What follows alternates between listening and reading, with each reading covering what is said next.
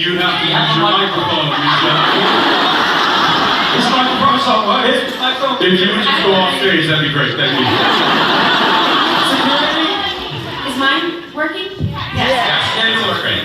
God, what a nightmare. I thought only Mark had a microphone. And it was like, we were all going to be actually in hell up here.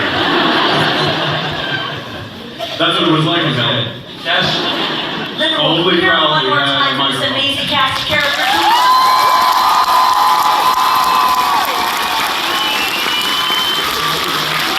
So what, in 1 point if you hit them and 2 points if you hit them? Pretty much, yeah. That's how we go. Amazing. Well, just a quick question for me. I know you guys have been lined up ready for your questions, but guys, it's so great to have you here. Thank you for being here to make memories with us here at Liverpool. Let's go down the line. How has Comic-Con been treating you so far? So far, so good. Never been to Liverpool before. Not quite sure why, because the place is great. You guys are amazing.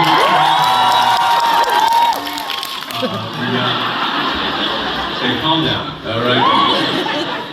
It's it's beautiful to see the turnout. Again, this is the first time we've done, or first time I've done this event, and couldn't be happier. Thank you so much for turning up and giving us a reason to be here with you. So.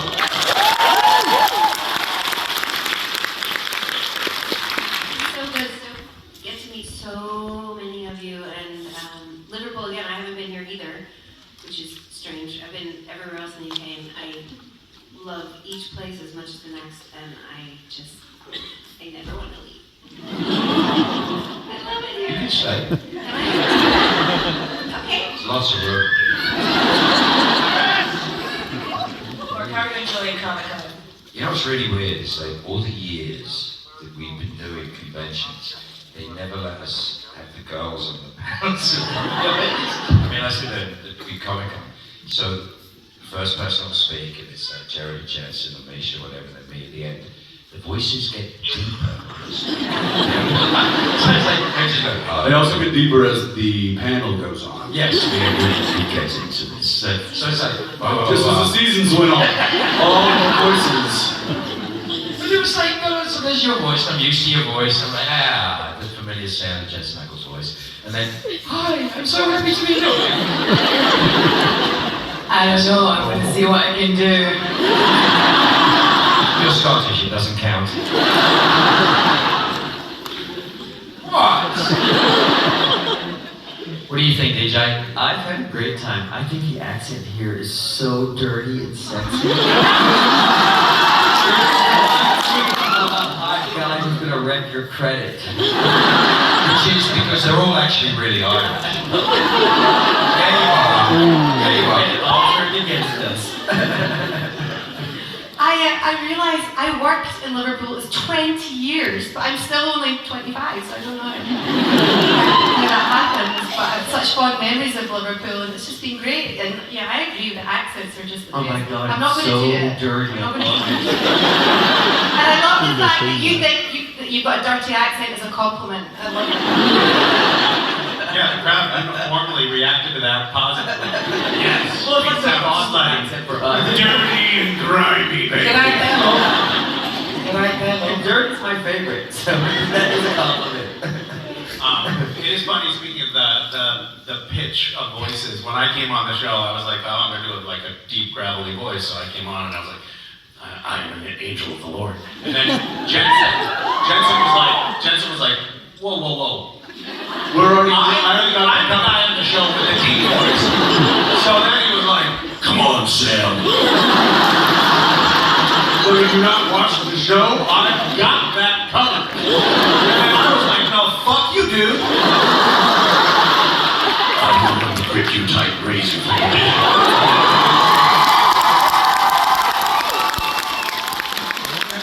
And then when Mark comes on the show, he's like, hello, boys. And all the while, you know, Jared is like, guys, can we just get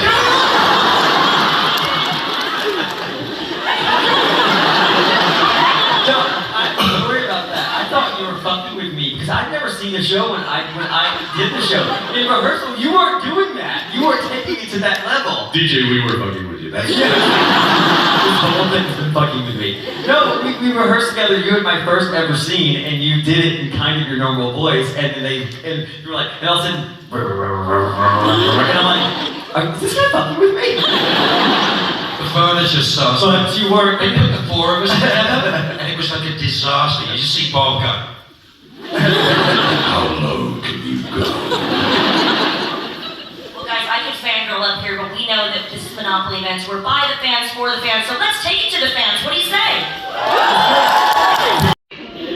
I did one of those. Who are you? I don't know. I don't even know you anymore. When I'm not with you, I don't even know who you are. here's the thing. You got to understand that I've been around a lot. I'm old. I've been around for a long time. I will tell you this as a fact. I've never said this before. I realized very recently there are so many things that supernatural taught me, as far as behavior, as far as work ethic, as far as just the way people learn how to come together to solve a problem. And I'm not just, you guys are a beautiful example. They really are a beautiful example. To have a group supporting what it is that we love and we support and we get into, and then having, they're an idiot building hospitals, bloody schools, saving people's lives. It's like... It's the family business.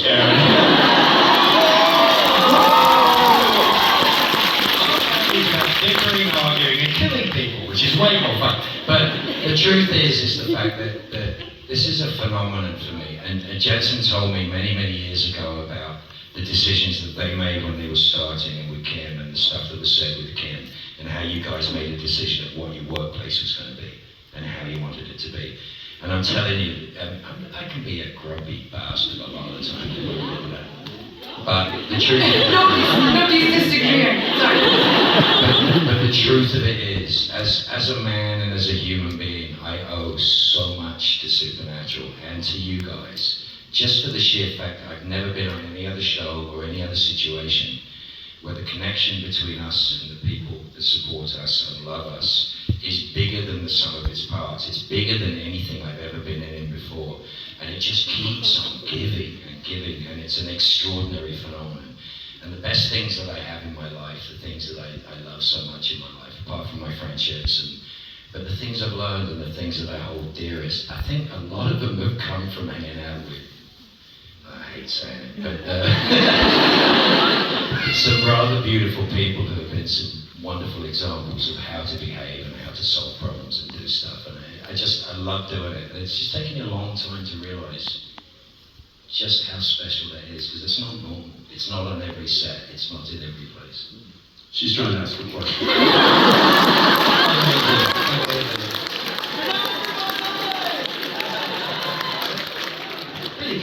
That's the shit I do when you're not here.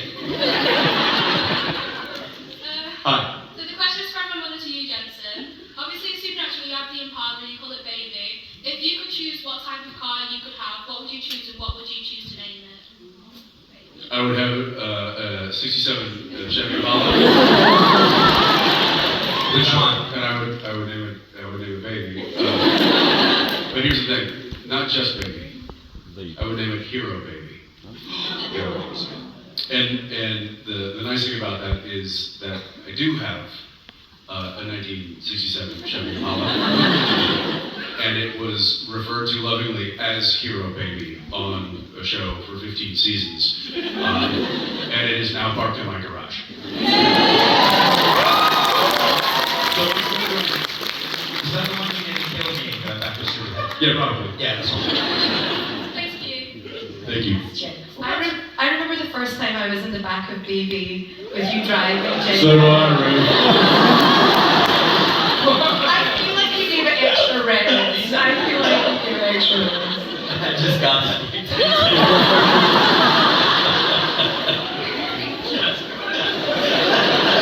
Next question. We'll go to microphone 2 here on the left. Hello. My name's Natalie. I'm coming from Wolverhampton. I'm sorry.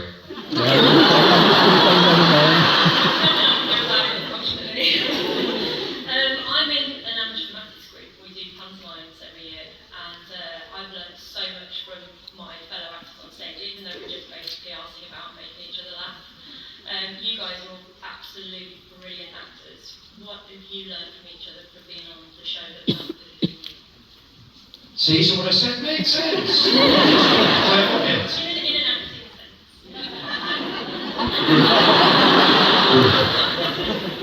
I learned from Jensen how to be on a set. He's such a great number one. He sets the tone. And when he's directing, it's the most peaceful the set ever is, isn't it? The crew are just like... I was in your episode. Do you know what they did to him when he was directing? Do you know what they did to him? I know what they did to him when he wasn't directing. I don't know this. Tell me. Okay, he got pie like a gentleman by Jensen. Beautiful pie shot on the thing. Jared hit you with a pie so hard, I think he broke your nose. And it took him 5 minutes to do it. We shredded his script 3 times. Right? I mean, it was like, the worst was when Jared looked at me and goes, "Hey, Shep, what do you think his car's worth?"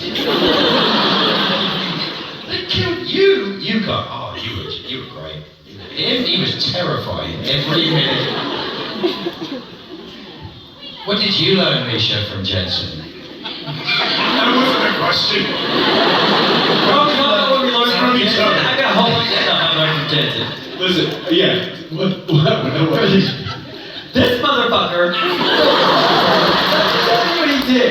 So he's so good at everything. I told him earlier I'm just staying alive to watch him crumble because it'll happen hopefully one day, and then the wind will naturally take me away to the afterlife. So we had to do this tap dancing sequence in the last season of the show. So I'm signing at a creation con in Burbank, and a producer comes by and says, "Hey, can you dance?" And I'm like, "Yeah, I can dance." But so then I get up to shoot the episode, and they show me this 3 minutes choreographed tap dancing sequence, and I'm like, if I grew up gay in the South, if I did tap dance like that, I would already be dead. I never would have made that alive. I can't do that. And so Jensen was like, it's okay. So they only scheduled 1 rehearsal for us, and you're like, we're gonna have much more than 1 rehearsal. It's gonna be fine. Me and you together, we're gonna be able to do this. He gets off work 15 minutes before I do. Get to the studio, the stage, like the dancing people, 15 minutes before I do. I get there and he knows it already. Everything. It makes me want to kill him, but I do want to. I'm drawing. If you look closely, his wrinkles are symmetrical. He's not human. It's shocking. I love you so much, but I want to hurt you sometimes.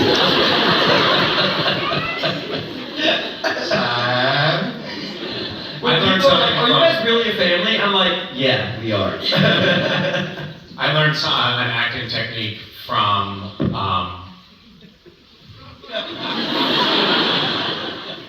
Dolly Dave. So he is the dolly operator. He pushed the cart that the camera operator was on. And actually, Jim Beaver set an example for me to set, to try to follow on Supernatural. And that was, and by the way, he was just in Liverpool apparently. They wouldn't let him in the convention. He's right there, Jim, stand up. I'm going on the Beatles mystery bus tour. I saw. You still there? So I had a problem because I was a green actor when I first got on the show. I had a problem that like whenever another actor in a scene would, for example, fondle my balls, I couldn't help but laugh. And Jared was almost in every scene we were in together. Like I go through the script first. Every time a new script came out, I'd skim through, being like, "Shit, there's another scene with Jared, because I knew he was just going to torture me. And I was constitutionally unable to not laugh when I was being fucked with. So I would watch Jim Beaver, and he was just a stone. It was incredible. I mean, obviously the man has no feelings, but it was an inspiration. And I was like, that's what I want to be like, even if I have to be lobotomized to get there.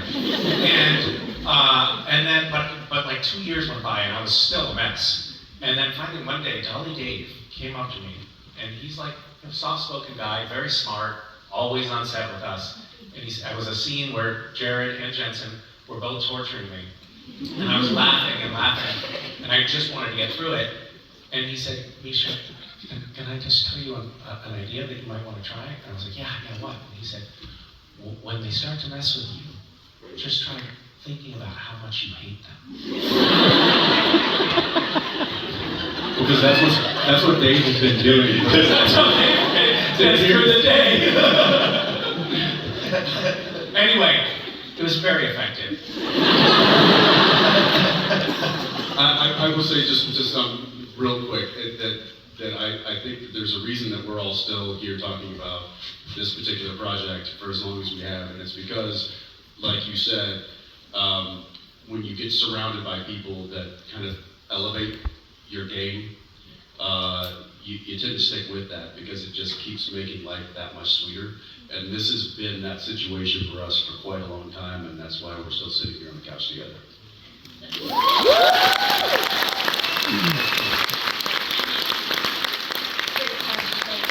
Microphone 3 up at the top on the right. Hello. Hi, I'm Roxy. Hi, Roxy. Where are you from? She's from Scotland. She's from number 3. I know. She's from number 3, Bill. What's that video of, like, so it was like a horse that was dying or something that you showed me, and it was like, I thought you were David! So my question is for everyone. So I gave a Can you translate, please? favourite band or song.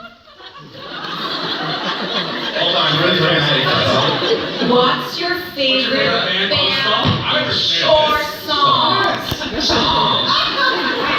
I've got Scottish blood. It's just, I hear it. I can hear it. It's all the Scotch. You've been drinking. And I love Scottish drink. That's true. Although we just call it whiskey. Favorite band or song? Stop.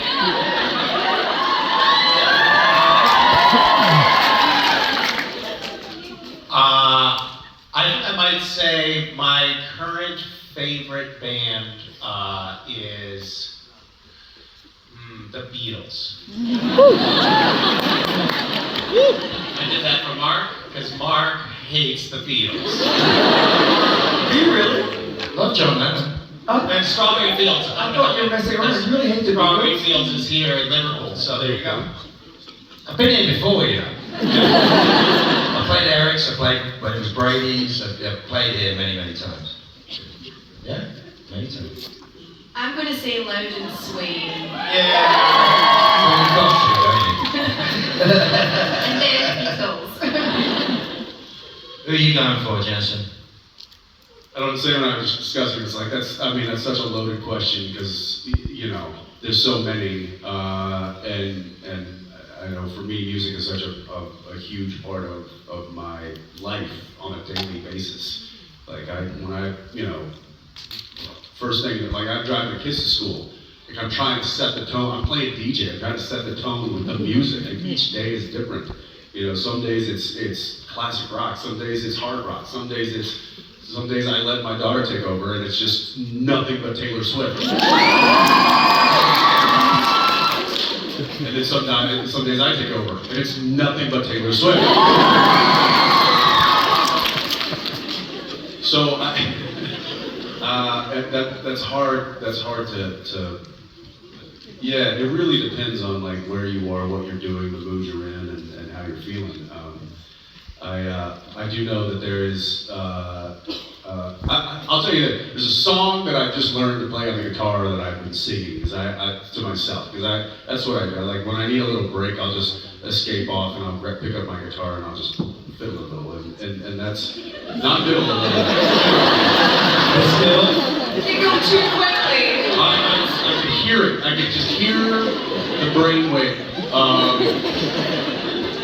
And it's a song called "Wondering Why." And it's what's the name of the band? The Red Clays, it's, I don't know. Look it up. Give it a Google. What? Sing?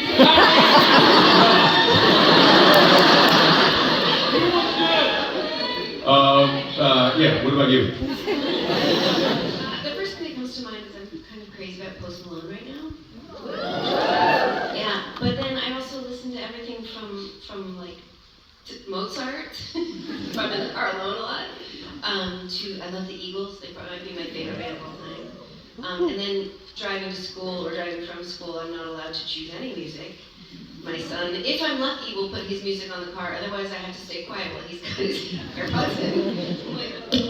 You got it all wrong. I do. Well, actually, what happened is I'm like, no, share your music with me, and I'm like, that's giving me an aneurysm. But no, but then he's like, you'll like this one, and he's right. He plays an artist called NF. He's got a boogie with a hoodie. Is that right? God, we're right. A bunch of I'm telling you, wait till your kids are teenagers. It's all like sort of melodic rap music, and it's really good. I just don't, none of the names sound like words. So a variety is made. The Schadenfreude for me is that I literally am a musician and I've made records since I was 15 years old, and I sold a few records and I played some big gigs and did some big tours. And the first record my son did has 800 million streams. He's just produced Miley Cyrus's last record and he's working on the next one, and I'm like, He's like, what? Was this hard for you, Dad? and I'm like, this is easy, Pops. He's going, oh, it's just great, right? It's just jazz, basically. He's playing me stuff with her singing, and she's singing like Aretha Franklin or something. Like a girl's got pipes like I've never heard in my life. But it's mind-blowing to me. And it comes from the same thing you just said. It comes from exactly what you both just said. Is that when he grew up, he was listening to Al Green, Van, and he's got this thing of music, and that moved into Coltrane, and that moved into stuff that he loves. And now he's making huge commercial pop records, but it's all coming from chords and stuff that he came from listening to Zeppelin or listening to anything that we all love. So it's transcendent to all of those things. What about you? DJ, I want to hear yours because then I have to go. So It's Taylor Swift. You need to get out of here. You have to go. I love Taylor Swift. I actually know nothing about Taylor Swift. You have to leave.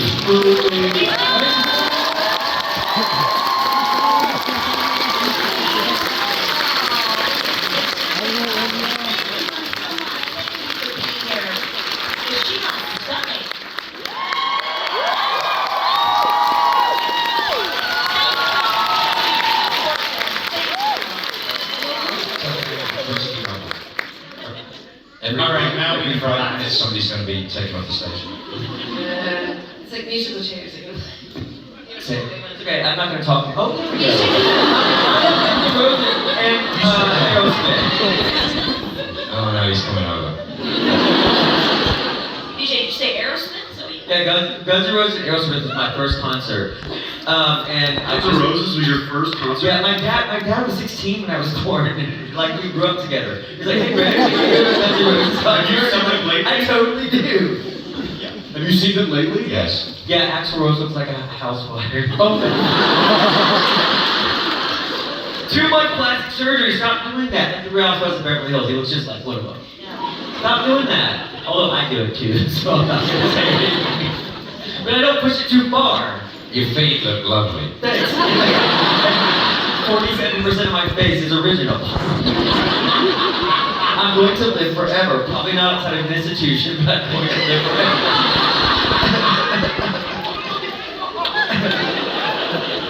I'll visit you. I know you will. I know you will. I won't. I know you won't. Misha, did you answer? I did. Okay. I think you're afraid to ask me. We're giggling too much, I can't remember. Thank you, Roxy. We're going to go to microphone number 4 on the top left. From producer. And if so, what was the price?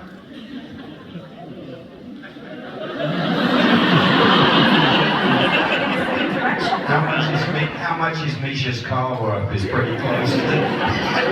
Looking at you.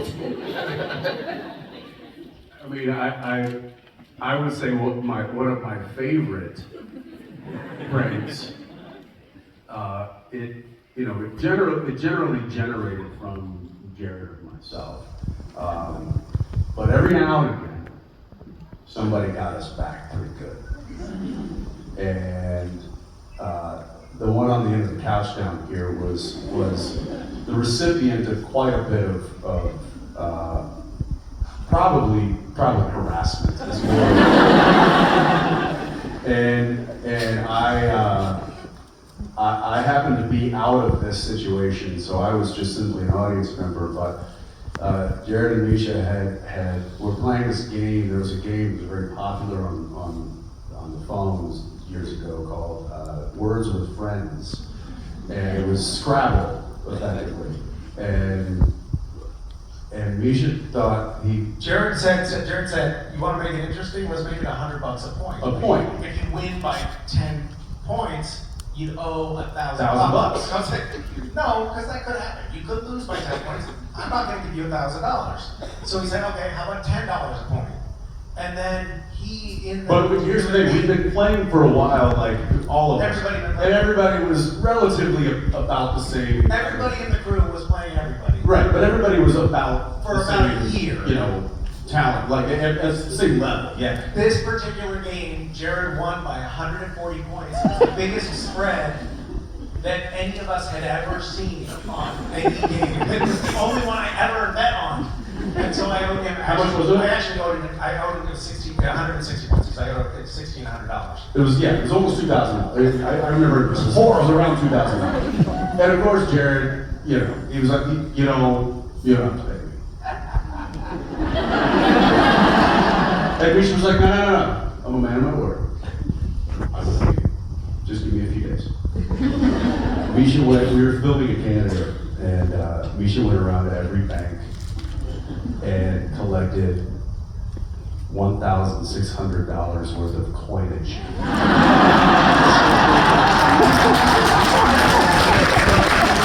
And filled up 5-gallon buckets with coins and drove them to work. And then while Jared and I were on set, proceeded to fill his trailer with a foot deep worth of coins. Really. And Jared came back, and there was 1,600 U.S. Canadian dollars, I think at the time, worth of pennies, and I think they heard the expletives from Jared a few provinces over at that point. But I was really proud of Misha in that moment. I was like, you saved him up, didn't you? You saved him up, and you won this one. Yeah. They didn't used to do me because I sort of had the air of I'm an old, grumpy old man and I might sue. Who did your trailer once? Yeah, well, it was the girls did my trailer, and I walked in, and the bit that got me is I walked in and there was 750 pictures of Misha in that trailer. My first thought was, oh shit, who's going to have to clear this up? Secondly, was like, oh my god, there are so many unsold Misha colonies. Poor bastard. I kept the one in my toilet for target practice. And I did find one a year later in my microwave, which I never used.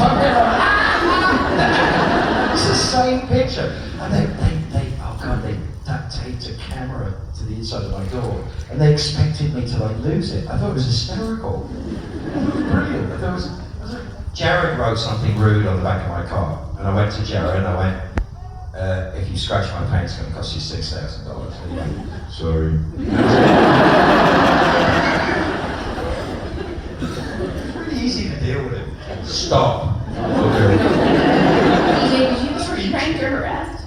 No, it's just like they're not fun to be in a coma around. Like it's very hard to play coma around Jared and Jensen because they're gonna fuck with you, like squirt you in water, or like Jared they're like, now we're gonna do footage of DJ in a coma.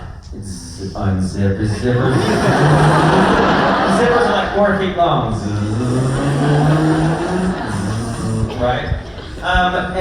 Or like I had to take my shirt off and Jerry said he was gonna come to work and do jumping jacks or like push-ups behind me. Because I was like, I'm not eating bread this week, so I have to have my shirt off in front of you motherfuckers.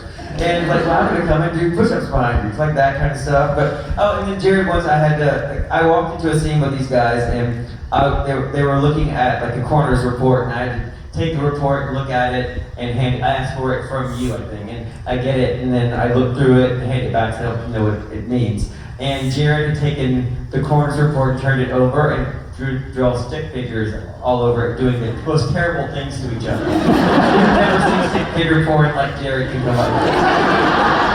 But the thing is, I was just like, I won't let you break. I'm not gonna let you break me. No. He broke every time. But here's the thing though, when I break though, it's over. And then the people that broke me get mad at me. So it just is best to not break. Misha kicked us off set at one point.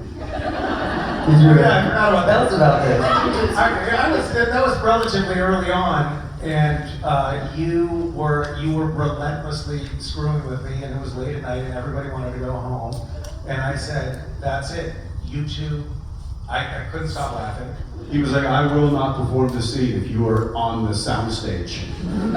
Which is like the entire building that the whole set is on. I said, "You two get out of here." And the producer, the director, and the first AD effectively kicked Jared and I off of set. And he then proceeded to do the rest of the scene with no one there. Well, actually, It was one of the best scenes ever. Jensen recalled this story in the past. And you were like, we walked off set, and we were like, ha. Wait, did we just get kicked off our own set? and then I thought, yeah, I got that. And then Robin Props and our scriptie were reading the Sam and Dean lines. And Crew people were reading our lines for him. crew people were reading the lines off camera. But in order for Robin to give the right eye line for Jared, she's like, oh, maybe I'll stand on a chair. She stood on a chair. And then I saw Robin standing on a chair reading the off-camera lines and started laughing. You know what he did to me at the end of the scene? They'd finished, right? And I had this massive scene that they wake up with the black eyes scene. It was a big deal. And Tom Wright was directing, who I love, absolutely wonderful director. So much fun, that man. And I've got this heavy 6-page story, and you may or not, because you got to the end of this, you might have had a few whiskeys at that point. I mean, a pair of you might have had just a few. Because he's laying in a bed for an hour and doing absolutely nothing. But I literally pooed myself because I'm in the middle of a speech and he leapt out of the bed and went,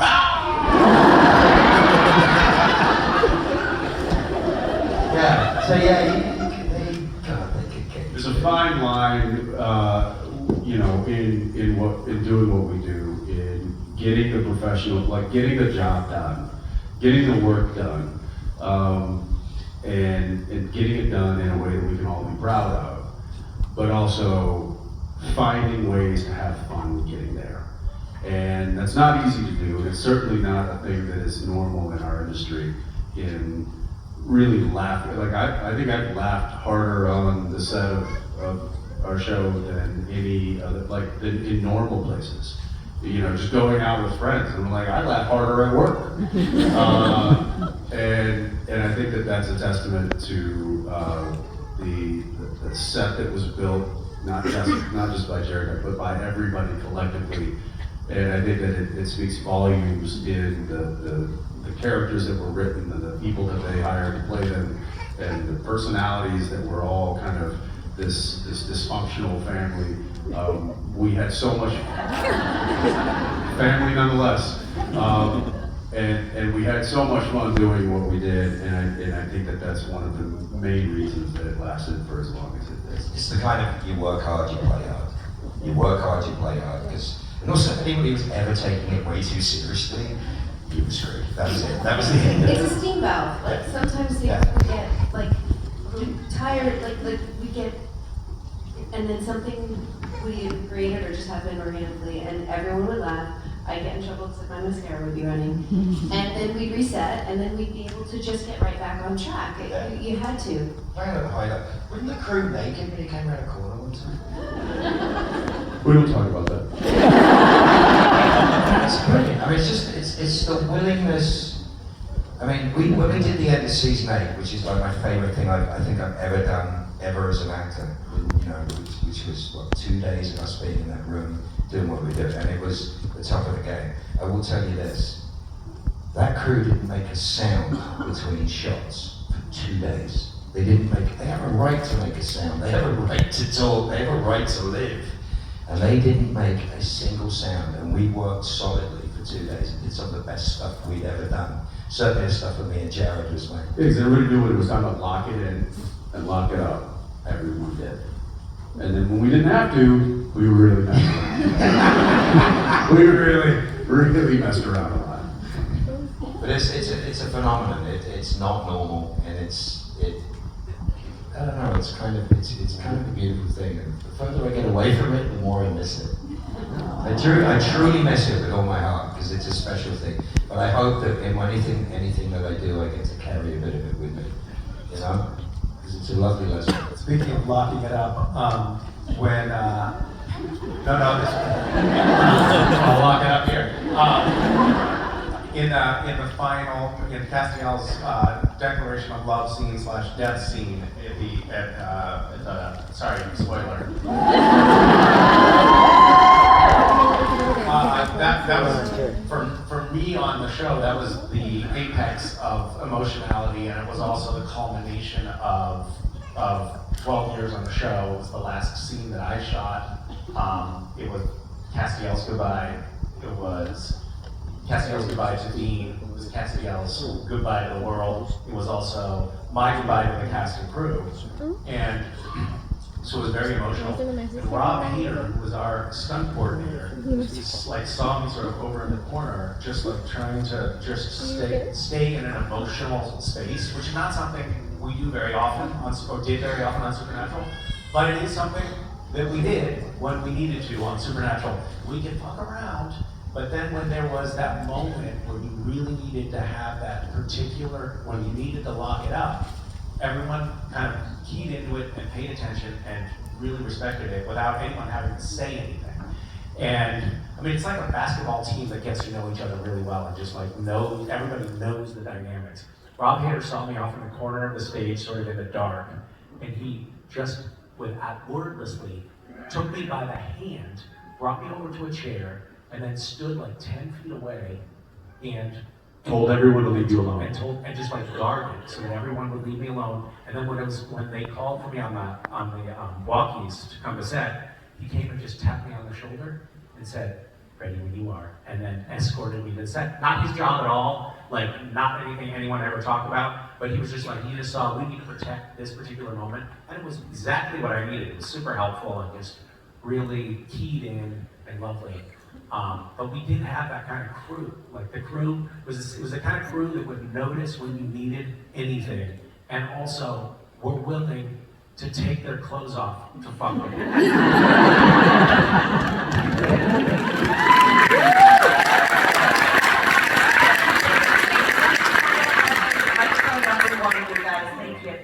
Hi guys, thanks for coming to Liverpool. You guys mean so much to me. My question is for Jensen and Misha. I just wanted to know when you first met in 2008, what did you guys think of each other? Oh, I can't wait to hear this.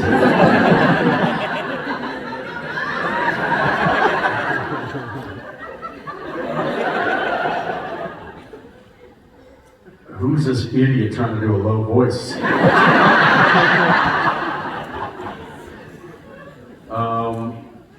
Obviously, I mean, I didn't know what the plan for this character was at that point.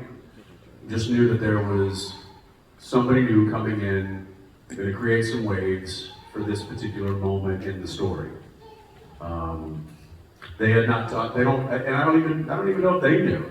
I mean, they were just like, hey, we're gonna bring you back with that, and then it's gonna be because there's an angel, and then he's gonna reveal himself to you, and it's gonna be like, holy shit. And that's the whole story of that season. I don't think any of us were supposed to say more than a minute. What? Yeah, I wasn't either. This was supposed to be the Jared Padalecki show. Thought it was. Well, he thought it was. Still does. So Leash comes on, and it's obviously the barn scene, and although we've got a few barn scenes now, and we won't talk about the other one. and Emmy comes, and I'm working with Jim at the time, and I think Jared's like, you know, off doing something, and he's going to be in the later scene. And I think we told the story a million times, but the first shot of him coming through, and the lights are sparkling, and he's, you know, walking through, and he comes up to me, he says it, which is exactly what it sounded like to me. And so I'm like, oh, okay, that's a choice.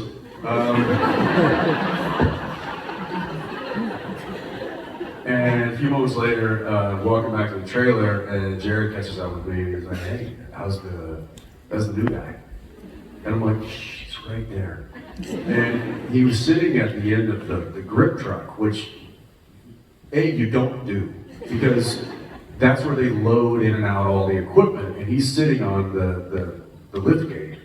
And I guess nobody, but he's like all kind of like, he's maybe mumbling his lines or something, and I'm like, there's the freak. I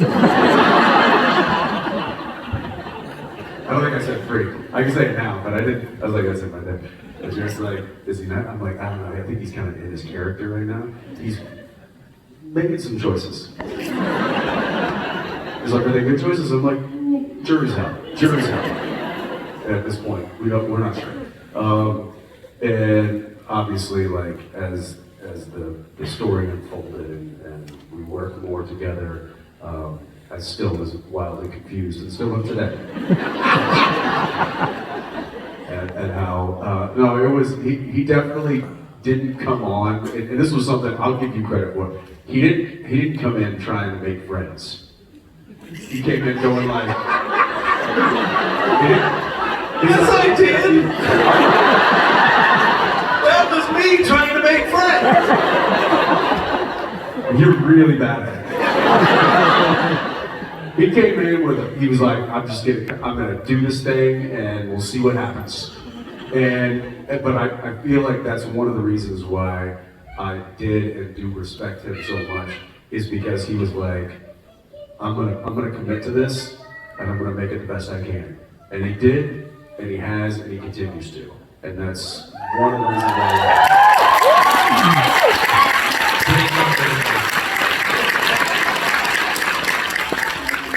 Well, guys, we could sit up here and fangirl for longer than we have time for, but we have to let them get back to the autograph area. So any final words for your adoring fans in Liverpool? We just want to say thank you for making memories with us. But any final words, guys? You have the floor. Thank you so much. It's so nice to have everyone who's ever watched Supernatural in the UK here in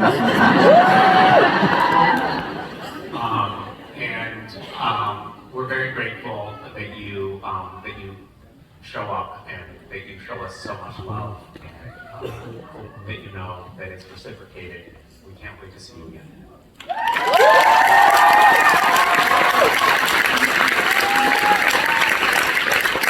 We love you guys. The reason why we come to this, and we've told you this many times, and it is the most extraordinary experience. We love you very much. Our lives would be very different without you. They really would be very, very different without you. Thank you for sharing Supernatural with your friends and your kids. And it just keeps on going and keeps on going. And it's the most wonderful, wonderful experience. We love you very much. And you've made such a difference to us in our lives. And the fact that we get to travel and see your beautiful faces means the world to all of us. I know that is a fact.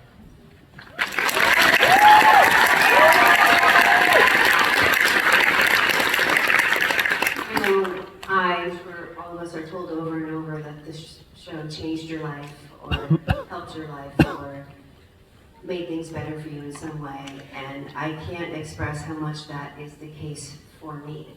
This show changed my life. The fandom support and just getting to know so many of you has changed my life and impacted the way I view things, the way I feel, and just my actual life. Like this was something I was a part of for 15 years, which doesn't happen, and I marvel at it, and I don't even try to understand it because you can't. It's magic, and I accept it, and I'm grateful for it, and I'm grateful for you. So, thank you.